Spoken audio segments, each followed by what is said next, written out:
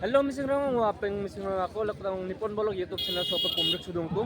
So sir ngulo jengrai muk sa mama nguluk dia doktor Imonto Biswasarma aro doktor Ronus Pegu bulu gedung amda ampilayam bulu mazau puta gumi langkat bab nama dung nguluk polope. So video ni skimo kaldo langka so kapolai.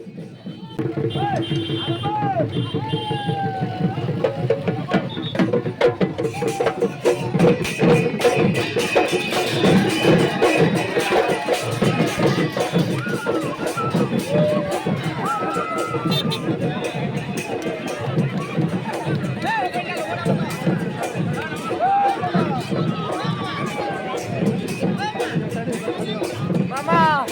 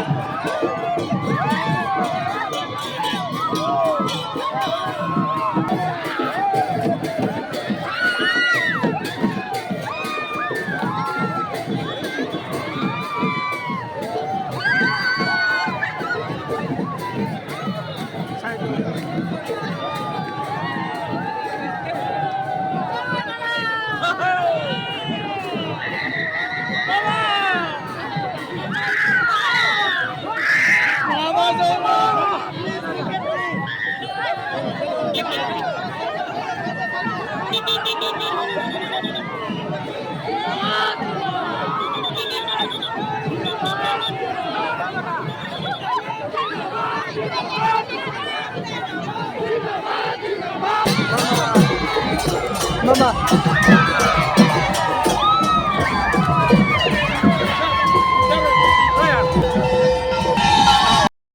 দুবাৰ বা তিনিবাৰ অসমলৈ আহিছিল 10 বছৰ তেওঁ প্ৰধানমন্ত্ৰী হৈ আছিলে 6 বাৰ 7 বাৰতকৈ তেওঁ অসমলৈ অহা নাছিল তাৰে দুবাৰটো ৰাজ্যসভাৰ নমিনেশ্যন দিবৰ কাৰণে আহিছিল কিন্তু এই নৰেন্দ্ৰ মোদী তেওঁ অসমৰ নহয় তেওঁ গুজৰাটৰ কিন্তু অসমত তেওঁ এতিয়ালৈকে 26 বাৰ তেওঁ অসমলৈ আহিছে 26 বাৰ আজি ৰাতিও তেওঁ অসমলৈ আহিব আৰু আপোনালোকে দেখা পায় যে অকল অসমত অহাই নহয় আমাৰ যিখন অসমৰ বিহুৱান সেই বিহুৱানখন লৈ তেওঁ দিল্লীতো বিহুৱান লৈ তেওঁ মিটিঙত আহিব আমেৰিকাত গ'লেও ডিঙিত বিহুৱান জাপানত গ'লেও ডিঙিত বিহুৱান আমাৰ অসমীয়া মানুহে দিল্লীত গ'লে কিমান বিহুৱান পিন্ধে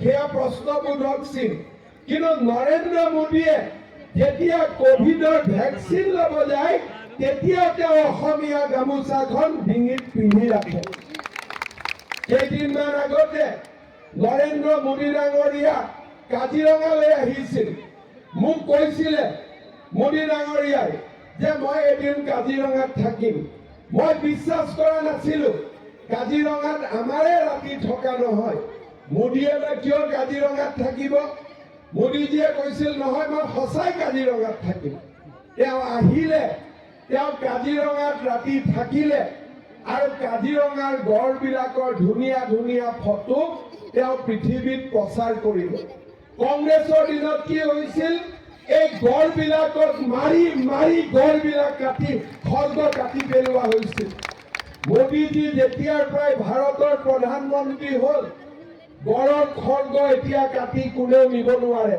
গড়ৰ খৰ্গ কাটাৰ প্ৰশ্ন গ'ল এতিয়া সকলোৱে গড়ক সংৰক্ষণ কৰিছে মোদী ডাঙৰীয়াৰ প্ৰেৰণা মই সিদিনাখন মোদী ডাঙৰীয়াক কৈছিলো যে মোদী ডাঙৰীয়া আপুনি কাজিৰঙাত এদিন ৰাতি থাকিলে সঁচাকৈ মই গৌৰৱ অনুভৱ কৰিছো কিন্তু মোৰ এটা অনুৰোধ আপুনি এদিন ৰাতি মাজুলীতো আহি থাকিব লাগিব মোদী ডাঙৰীয়াই মোক প্ৰতিশ্ৰুতি দিছে যে তেওঁ এনেকৈ এদিন ৰাতি তেওঁ মাজুলীটো কটাব, সেই প্ৰতিশ্ৰুতি নৰেন্দ্ৰ মোদী ডাঙৰীয়াই মোক দি থৈ গৈছে। শ্ৰদ্ধাৰ ৰাইজ, আজি মাজুলীৰ আধ্যাত্মিক শক্তি, মাজুলীৰ কৃষি, মাজুলীৰ সভ্যতা আৰু মাজুলীৰ শক্তিৰ লগত আজি ভাৰত চৰকাৰ আৰু অসম চৰকাৰ আমি দুইটাই একেলগে থিয় হৈছো। আপোনালোকৰ মনত আছে সৰ্বানন্দ সোণোৱাল ডাঙৰীয়া যেতিয়া অসমৰ মুখ্যমন্ত্ৰীৰ পদত অধিষ্ঠিত হয়, সেই সময়তে আমি মাজুলীক অসম চৰকাৰে জিলা হিচাপে ঘোষণা কৰো আৰু আজি মাজুলী জিলা হ'ল। কংগ্ৰেছৰ চৰকাৰ আছিলে, ৭৫ বছৰ কংগ্ৰেছৰ শাসন আছিলে, কিন্তু মাজুলীক কেতিয়াও গুৰুত্ব দিয়া নাছিলে। ইয়াতে আহি কয় যে মাজুলীৰ মানুহে দলং সোধাই নাছিল, আমি ক'ৰ পৰা দলং দিম? ইমান ডাঙৰ মিছা কথা ৰাজনীতি কৰা মানুহে কেতিয়াও ক'ব নাপায়। শ্ৰদ্ধাৰ ৰাইজ, কংগ্ৰেছৰ দিনত কি আছিল? বোলে মাজুলীত বানপানী, নাও নচলে, বোলে কলগছৰ ভূৰ বনাই পেলাই যোৱা অহা কৰে, এনেকে কংগ্ৰেছৰ নেতাই কৈছিলে। আজি এই মাজুলীৰ পৰিৱৰ্তন হৈছে। আজি আপোনালোকে জানে যে নিমাতী কমলাবাৰীৰ দলং হ'ল, চেলেক ধূনাগুৰিৰ দলং, আৰু মই আপোনালোকক প্ৰতিশ্ৰুতি দিছো যে 2026 চনৰ ভিতৰত 2খন দলং আমি সম্পূৰ্ণ কৰিম। এই প্ৰতিশ্ৰুতি মই আজি আপোনালোকক আকৌ এবাৰ দিব খুজিছো। শ্ৰদ্ধাৰ ৰাইজ, এই 2খন দলং হৈ যোৱাৰ পিছত মাজুলীৰ পৰিৱেশৰ পৰিৱৰ্তন হ'ব। নতুন নতুন মানুহ আহিব বিচাৰিব, মাজুলীত মাটি কিনিব খুজিব, মাজুলীত ঘৰ বনাব খুজিব। এতিয়া অসম চৰকাৰে সিদ্ধান্ত লৈছে যে আমি এখন নতুন আইন আনিম, যি আইনৰ জৰিয়তে মাজুলীৰ মাটি কোনো বাহিৰৰ মানুহে আহি কিনিব নোৱাৰিব, অকল মাজুলীৰ ভিতৰৰ মানুহে মাজুলীৰ মাটি কিনিব পাৰিব। মাজুলীক আমি এটা ঐতিহ্য বেল্ট অৰ্থাৎ হেৰিটেজ বেল্ট হিচাপে আমি স্বীকৃতি দিব খুজিছো, যাতে 2খন দলং হোৱাৰ পিছতো মাজুলীৰ মানুহৰ হাতৰ পৰা মাটিৰ অধিকাৰ হেৰাই নাযায় আৰু মাজুলীৰ ৰাইজ মাটিৰ অধিকাৰ সদায় লাভ কৰি থাকিব পাৰিব। শ্ৰদ্ধাৰ ৰাইজ, মই যেতিয়া মিটিঙত যাওঁ ৰাইজৰ বহুত কথা কওঁ। আজি মাজুলীত আহিছো, মাজুলীৰ ৰাইজক মই আৰু এটা কথা ক'ব খুজিছো। চেলেক ধূনাগুৰি দলং হৈ যাব আৰু তাৰ পিছত আমাৰ লখিমপুৰ, বিহপুৰীয়া আৰু আমাৰ যোৰহাট, এই দুইটাই মাজুলীৰ ওচৰ চাপি যাব। আজি মই বৰপমুৱা গাঁৱত উপস্থিত আছো। ৰণোজ পেগু ডাঙৰীয়াই মোক কৈছে যে বৰপমুৱাৰ পৰা ঘূনাখুঁটিলৈ যদি আমি এখন দলং বনাই দিব পাৰো, তেতিয়াহ'লে ঘূনাখুঁটিৰ পৰা লখিমপুৰত দলঙৰ নিৰ্মাণৰ কাম ইতিমধ্যে আৰম্ভ হৈছে। অৰ্থাৎ আমি মাজুলীৰ পৰা লখিমপুৰ মাত্ৰ 1 ঘণ্টাৰ ভিতৰত আমি গৈ পাব পাৰো। শ্ৰদ্ধাৰ ৰাইজ, আজিকালি যেতিয়া ডিব্ৰুগড়ৰ পৰা মাজুলী আহিব লাগে, মথাউৰি দি মানুহ আহে, 2 ঘণ্টাৰ ভিতৰত ডিব্ৰুগড় পায়। চেলেক ধূনাগুৰি দলং হোৱাৰ পিছত বিহপুৰীয়া আমাৰ ৰিং এটাৰ সমান দূৰ হ'ব। যোৰহাট আমি হাততে ঢুকি পাম। আৰু এইবাৰ যেতিয়া বৰপমুৱাৰ পৰা যেতিয়া ঘূনাখুঁটিলৈ দলং হ'ব, সমগ্ৰ মাজুলীৰ পৰিৱেশ একেবাৰে পৰিৱৰ্তন হ'ব। আৰু সেই পৰিৱৰ্তনেৰে আজি আমি সংকল্প ল'ব খুজিছো। শ্ৰদ্ধাৰ ৰাইজ, মাজুলীত মই যেতিয়াই আহো, ভুৱন গামে মোক সদায় কয় যে দলং হ'ল, কিন্তু মাজুলীত আমাৰ স্বাস্থ্যৰ পৰিৱেশ ঠিক হোৱা নাই। মাজুলীত ডক্তৰ নাথাকে, মাজুলীৰ মানুহে চিকিৎসাৰ সুবিধা নাপায়। শ্ৰদ্ধাৰ ৰাইজ, আজি এই নিৰ্বাচনী সভা, ইয়াৰ ইমান ডাঙৰ মিটিং মাজুলীত আগতে কেতিয়াও হোৱা নাছিল। হৈছিল নেকি? হৈছিল নেকি কেতিয়াবা? আজি সমগ্ৰ মাজুলীৰ পৰিয়ালৰ এজন নহয় এজন সদস্য হলেও ইয়াত আজি সভাত উপস্থিত আছে। মই মাজুলী ৰাইজক ক'ব খুজিছো যে মোৰ চৰকাৰৰ দিনতে মাজুলীত মই এখন মেডিকেল কলেজৰ নিৰ্মাণৰ কামত হাতত লৈছো। মাজুলীত দুইবাৰে দলং হ'ব, মাজুলীত মেডিকেল কলেজ হ'ব আৰু বৰভূমি আৰু ঘূনাসুতিৰ মাজতো দলং নিৰ্মাণ হ'ব। শ্ৰদ্ধাৰ ৰাইজ, মাজুলীৰ ৰাস, মাজুলীৰ আনন্দ, মাজুলীৰ উৎসৱ, অসমীয়া জাতীয় জনজীৱনৰ উৎসৱ। মোৰ এটা সদায় মনত আছে যে মাজুলীত আমি 2000 মানুহ একেলগে বহিব পৰা এটা আধুনিক প্ৰেক্ষাগৃহ নিৰ্মাণ কৰিব লাগিব, যাতে মাজুলীৰ অনুষ্ঠানবিলাক সকলো ৰাইজে চাব পাৰে, সকলো ৰাইজে একেলগে বহি অনুষ্ঠান উপভোগ কৰিব পাৰে। শ্ৰদ্ধাৰ ৰাইজ, আজি মাজুলীৰ বাবে এই কামখিনি কৰাৰ শক্তি মই ক'ৰ পৰা পাইছো? কাৰণ মোদী ডাঙৰীয়া প্ৰধানমন্ত্ৰী হ'ব আৰু মোদী ডাঙৰীয়াক মই মাজুলীৰ কাৰণে যি বিচাৰো, মোদী ডাঙৰীয়াই না বুলি নকয়, মোদী ডাঙৰীয়াই হা বুলি কব। শ্ৰদ্ধাৰ ৰাইজ, কংগ্ৰেছ দলে আমাক দিব পৰাৰ ভিতৰত একো নাই। কংগ্ৰেছে আমাক নিদিয়েও, কংগ্ৰেছে আমাৰ হৈ নকৰেও। আজি যদি ৭৫ বছৰ আগতে যদি মাজুলীৰ উন্নয়নৰ কাম আৰম্ভ হ'লহেঁতেন, আজি মাজুলীৰ গৰাখহনীয়াৰ কবলত নপৰিলেহেঁতেন। কেইদিনমান আগতে আমাৰ মন্ত্ৰী পীযুষ হাজৰিকা আৰু ৰণোজ পেগু ডাঙৰীয়া বিভিন্ন অঞ্চলত গৈছিলে, লোহিত খাবলৈ গৈছিলে। মোক কৈছিলে লোহিত খাবলৈ গৰাখহনীয়াৰ কাম কৰিব লাগে, লোহিত খাবলৈতো দলং বনাব লাগে। বিভিন্ন অঞ্চলত শিকলি চাপৰিত গৈছিলে, তাতে লাইটে কাৰেণ্টে যোৱা নাই। সমস্যাৰ ওপৰত মাজুলীত সমস্যা আছে, কিন্তু এখন চৰকাৰৰ ওপৰতে এই সমস্যাবিলাক সমাধানৰ বোজা নপৰিলেহেঁতেন যদি কংগ্ৰেছে ৪৭ চনৰ পৰা অলপ কৰি কাম কৰি গৈ থাকিলেহেঁতেন। এতিয়া যেতিয়া মাজুলীত আমি আহিম, গৰাখহনীয়াৰ কামো কৰিব লাগিব, ৰাস্তা ঘাটৰ কামো কৰিব লাগিব, দলঙৰ কামো কৰিব লাগিব, আনকি মাজুলীৰ মানুহৰ মাটিৰ পট্টাখনো কংগ্ৰেছে দি থৈ যাব পৰা নাছিলে। আজি আপোনালোকে প্ৰশ্ন কৰক, কংগ্ৰেছততো আগতে মাজুলীৰ মানুহে ভোট দিছিলে, কংগ্ৰেছৰ বিধায়ক আছিলে, কংগ্ৰেছৰ চৰকাৰ আছিলে, কংগ্ৰেছৰ দিল্লীত চৰকাৰ আছিলে, দিল্লীত কংগ্ৰেছৰ চৰকাৰ, দিছপুৰত কংগ্ৰেছৰ চৰকাৰ। মাজুলীৰ কাৰণে তেওঁলোকে কিয় কাম কৰিব পৰা নাছিল? যদি মাজুলীৰ মানুহক তেওঁলোকে ভাল পায়, তেতিয়াহ'লে মাজুলীৰ কাৰণে কাম কিয় কৰা নাছিল? ইলেকশ্যনৰ সময়ত ভোট খোজাটোৱে ডাঙৰ কাম নহয়। ইলেকশ্যন জিকি ৰাইজৰ কাম কৰিব পৰাটোহে আচল মানুহৰ পৰিচয়। শ্ৰদ্ধাৰ ৰাইজ, সোণোৱাল ডাঙৰীয়াই বিধায়ক হোৱাৰ পিছত আৰু আমাৰ চৰকাৰৰ দিনত নিৰবিচ্ছিন্নভাৱে আমি মাজুলীৰ কাম কৰি গৈছো। মোৰ মনত আছে, মই CM হোৱাৰ পিছত এতিয়ালৈকে 12-13 বাৰ মাজুলীলৈকে আহিছো যোৱা 3 বছৰ। আগতে মুখ্যমন্ত্ৰী 5 বছৰৰ মূৰত এবাৰ মুখ্যমন্ত্ৰী আহে আৰু মুখ্যমন্ত্ৰীক লগ কৰিবলৈ মাজুলীৰ মানুহ গুৱাহাটীত যাব লাগে। মাজুলীৰ মানুহ গুৱাহাটীত গ'লে তেওঁলোকে অতিথিশালাও এটা বনাব পৰা নাছিল যে ক'ত দুখে ভাগৰে মানুহখিনি গৈ জিৰণি ল'ব।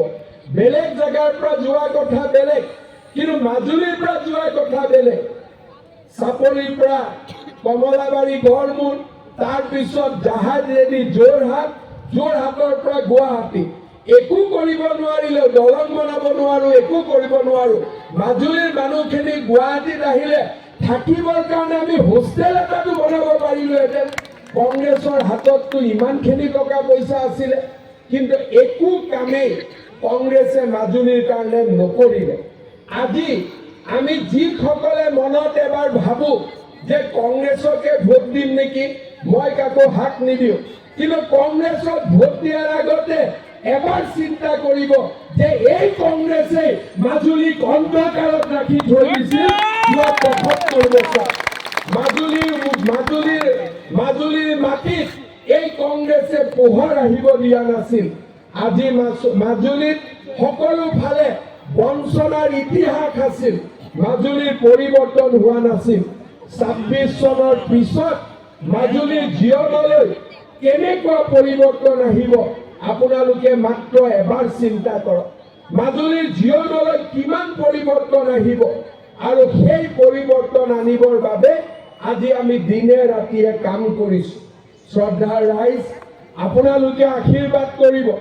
বিজেপিৰ চৰকাৰ হ'ব, যোৰহাট লোকসভাতো বিজেপি জিকিব, মোদী প্ৰধানমন্ত্ৰী হ'বই আৰু আমি সকলোৱে লগ লাগি মাজুলীৰ উন্নয়নৰ কাৰণে কাম কৰিম। শ্ৰদ্ধাৰ ৰাইজ, আপোনালোকৰ মনত আছে যোৱা ইলেকশ্যনৰ সময়ত মই মাজুলীলৈ আহিছিলোঁ। যেতিয়া মাজুলীৰ ৰাইজৰ আগত মই কৈছিলোঁ যে যদি আমাৰ বিজেপিৰ চৰকাৰ হয় আমি অসমৰ 1 লাখ যুৱক যুৱতীক চৰকাৰী চাকৰি দিম। কোনেও মোক বিশ্বাস কৰা নাছিলে যে 1 লাখ ল'ৰা ছোৱালীক চাকৰি ক'ৰ পৰা হ'ব, চৰকাৰৰ ইমান টকা আছে জানো, চাকৰি দিলেই বা দৰমহা ক'ত দিব, বিভিন্ন প্ৰশ্ন আছিল। আজি চৰকাৰ হোৱা মোৰ 3 বছৰ হোৱা নাই। এই 3 বছৰ নহওঁতেই আজি আমি অসমৰ 1 লাখ ল'ৰা ছোৱালীক আমি চৰকাৰী চাকৰি দিলোঁ। শ্ৰদ্ধাৰ ৰাইজ, চাকৰি দিয়াও ডাঙৰ কথা নহয়, কিন্তু আজি আপোনালোকে চিন্তা কৰক চাকৰি কোনে পায়। যেতিয়া চাকৰিৰ ৰিজাল্ট দিয়ে, চাকৰি পায় ঠেলাৱালাৰ ল'ৰা, ৰিক্সা চালকৰ ল'ৰা, খেতিয়কৰ ল'ৰা, কাম কৰা মানুহৰ ল'ৰা ছোৱালীয়ে আজি চৰকাৰী চাকৰি পায়। আজি মাজুলীৰ এই বিশাল সভাত মই আকৌ এবাৰ ঘোষণা কৰিছোঁ যে আমাৰ চৰকাৰে অহা এটা বছৰৰ ভিতৰত আৰু 50,000 ল'ৰা ছোৱালীক চৰকাৰী চাকৰি দিব। 50,000 ল'ৰা ছোৱালীক চৰকাৰী চাকৰি দিব। শ্ৰদ্ধাৰ ৰাইজ, মই যেতিয়া মাজুলীত আহোঁ সদায় মোৰ এপ্লিকেশ্যন জমা হয়। মই ঘৰত গৈ এপ্লিকেশ্যনবিলাক চাওঁ। মেক্সিমাম এপ্লিকেশ্যন মহিলাসকলৰ আহে যে আমাক অৰুণোদয় লাগে। লাগে নে নাই অৰুণোদয়? কাক কাক অৰুণোদয় লাগে হাত দাঙকচোন। চবকে লাগে। মই যেতিয়াই মাজুলীলৈ আহোঁ আৰু গুৱাহাটীত গৈ মই এপ্লিকেশ্যনবিলাক খোজোঁ, মই দেখোঁ মাজুলীৰ মহিলাৰ এপ্লিকেশ্যনত অৰুণোদয়ৰ আবেদন বেছি। আজি মই আপোনালোকক কৈ থৈ গৈছোঁ যে এই বছৰৰ ভিতৰতে মাজুলীত ঘৰে ঘৰে অৰুণোদয় পাব। এই প্ৰতিশ্ৰুতি মই আপোনালোকক দি থৈ গৈছোঁ। ঘৰে ঘৰে, এজন দুজন নহয়, প্ৰত্যেকটো পৰিয়ালতে। আকৌ এবাৰ নোপোৱা মানুহখিনিয়ে হাত দাঙকচোন, কোনে কোনে অৰুণোদয় পোৱা নাই। এইখিনিয়ে পোৱা নাইতো। আপোনালোকৰ প্ৰত্যেকৰে ঘৰত এটা এটা অৰুণোদয় দিয়াৰ দায়িত্ব আজি মই মূৰৰ ওপৰত ললো। হ'ব, সকলো মানুহে নিজৰ ঘৰত একোটাকৈ অৰুণোদয় পাব। সন্মানীয় সকলো কাৰ্যকৰী কথা আৰু সেৱা নিবেদন কৰি আজি অনুষ্ঠিত নিৰ্বাচনী প্ৰচাৰ সভা সমাপ্তি ঘোষণা কৰিলে। ধন্যবাদ।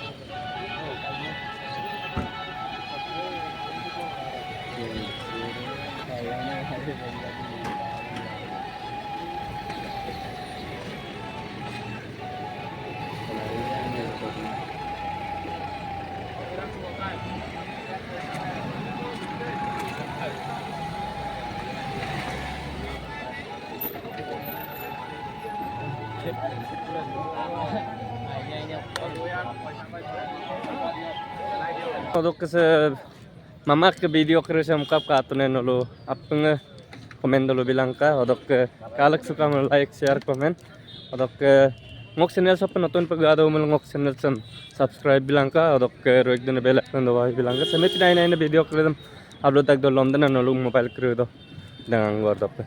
So guys odok sa video sa sogolong mapum na mga bye bye.